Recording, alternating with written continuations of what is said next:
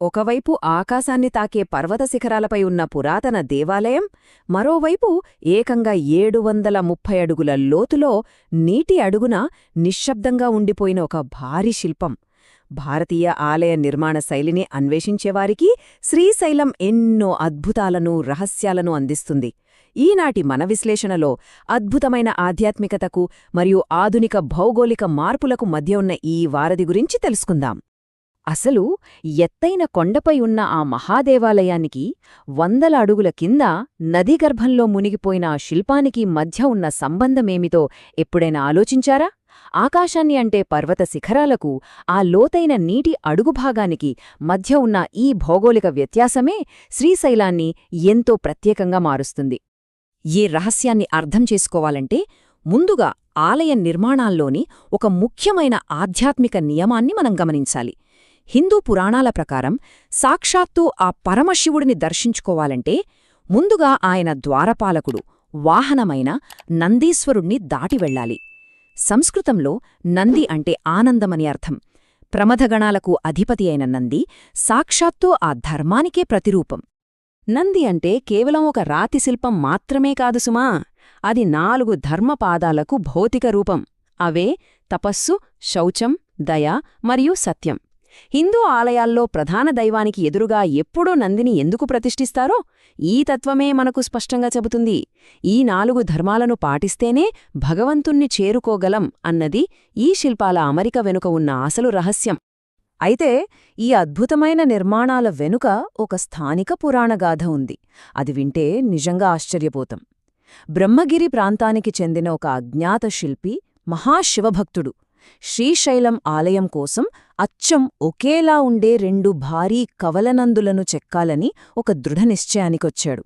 ఇది ఆ శిల్పి భక్తికి, కళా నైపుణ్యానికి ఒక అద్భుతమైన ఉదాహరణ. ఈ అద్భుతాన్ని సృష్టించడానికి ఆ శిల్పి ఏకంగా 42 రోజుల కఠోర దీక్షను చేపట్టాడు.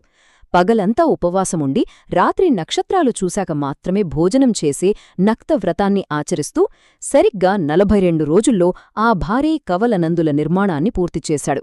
ఆ 42వ రోజు రాత్రి పరమశివుడు ఆ శిల్పి కలలో సాక్షాత్కరించి ఒక సూచన చేశాడు. ఇక తెల్లవారుజామునే తన 2 భారీ రాతి శిల్పాలతో కృష్ణానదిని దాటే ఆ మహాప్రయత్నం మొదలైంది. స్వామి కలలో ఇచ్చిన ఆ దైవిక ఆదేశం ఇక్కడ చాలా కీలకం.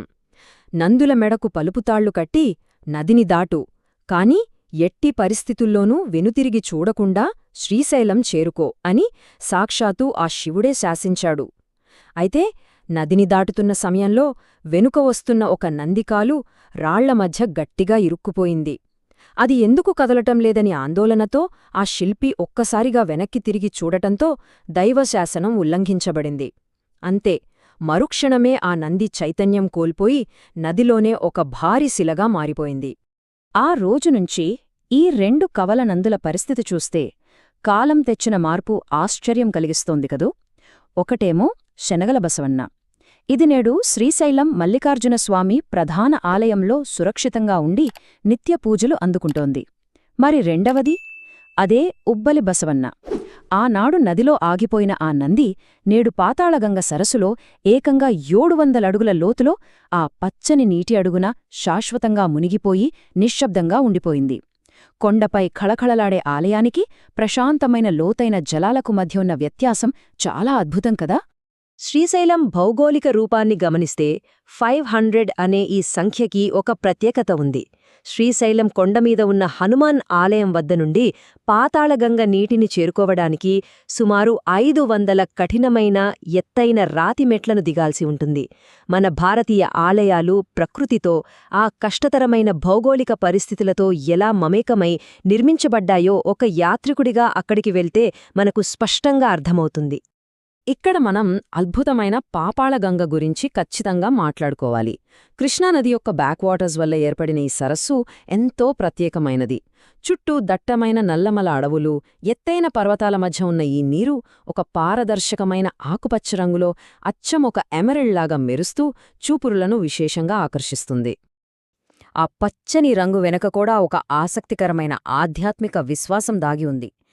చాణుక్య రాజు యొక్క కుమార్తె తనకున్న ఒక శాపాన్ని తొలగించుకోవడానికి ఈ నీటిలో పుణ్యస్నానం చేసి తన పచ్చల హారాన్ని అంటే ఆ ఎమరల్డ్ నెక్లెస్ని ఆ నీటిలోనే వదిలేసిందట. అందుకే ఆ సరస్సుకి ఆ అద్భుతమైన ఆభరణంలాంటి పచ్చని రంగు వచ్చిందని స్థానికులు బలంగా నమ్ముతారు. అయితే నీటి అడుగున 70 అడుగుల లోతులో ఆగిపోయిన ఆ ఉబ్బలి బసవಣ್ణ చరిత్ర అక్కడితో ఆగిపోలేదు.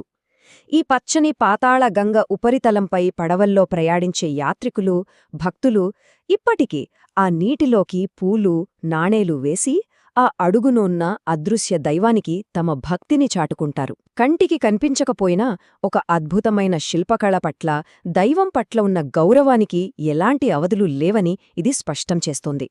సరే, ఇప్పుడు ఈ అద్భుతమైన పురాణాల నుండి కాస్త ఆధునిక వాస్తవికతలోకి వద్దాం. 1965లో ప్రారంభమైన ఒక బృహత్తర ప్రాజెక్ట్ ఈ మొత్తం భౌగోళిక రూపురేఖలనే పూర్తిగా మార్చేసింది. అదే శ్రీశైలం రిజర్వాయర్ ప్రాజెక్ట్. ఈ డ్యాం రాకతో నది యొక్క ప్రవాహం ఆగి నీటి మట్టాలు భారీగా పెరిగిపోయాయి. ఈ రిజర్వాయర్ నిర్మాణం వల్ల భౌగోళికంగా, సాంస్కృతికంగా భారీ పరిణామాలు ఏర్పడ్డాయి. కృష్ణా నదిపై నిర్మితమైన ఈ ప్రాజెక్టు ఏకంగా 250 టీఎంసీల భారీ నిల్వ సామర్థ్యంతో ఉంది. అయితే ఈ నీటి మట్టం పెరగడం వల్ల సుమారు 100కు పైగా గ్రామాలు పూర్తిగా జలసమాధి అయ్యాయి. ఆ క్రమంలోనే మన ఉబ్బలు బసవన్న కూడా శాశ్వతంగా ఆ నీటి లోతుల్లోకి వెళ్ళిపోయింది. కాని ఇక్కడే ఒక అద్భుతం జరిగింది. ఈ ప్రాజెక్ట్ వల్ల మునిగిపోతున్న ప్రాంతాల నుండి దాదాపు 200 అపురూపమైన రాతి శిల్పాలను వెలికితీసి రక్షించడం జరిగింది. అవును, ముంచుకొస్తున్న ఈ జల విపత్తు నుండి ప్రాచీన సంపదను కాపాడేందుకు పురావస్తు మరియు మ్యూజియం శాఖవారు ఒక భారీ రక్షణ ఆపరేషన్ చేపట్టారు. పెరుగుతున్న నీటి నుండి కాపాడేందుకు ఎన్నో చారిత్రక ఆలయాలను సురక్షితమైన, ఎత్తైన ప్రాంతాలకు విజయవంతంగా తరలించారు.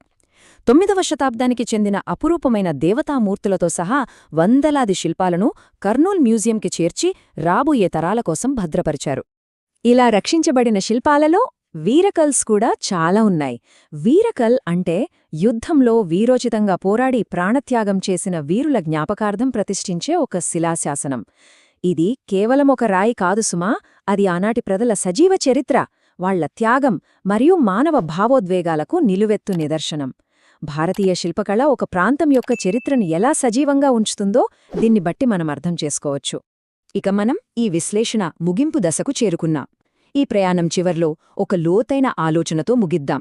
భవిష్యత్తు అవసరాల కోసం మనమిలాంటి బృహత్తరమైన ఆధునిక ప్రాజెక్టులను నిర్మిస్తున్నప్పుడు గతం తాలూకు ఏ అద్భుతమైన నిర్మాణాలను, ఏ చరిత్రను ఆ జలాలకు వదిలేయడానికి మనం సిద్ధపడుతున్నాం?